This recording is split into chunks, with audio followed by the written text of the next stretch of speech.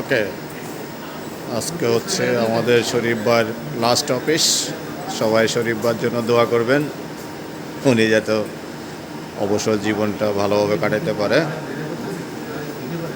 আমরা সেই 1990 সালের 7ই মে যমুনা সার কারখানায় জয়েন করেছিলাম।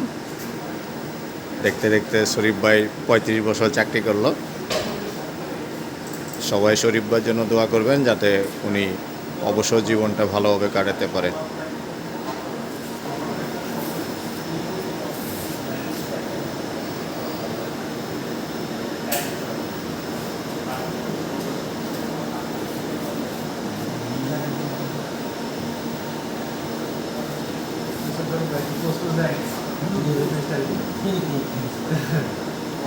আচ্ছা,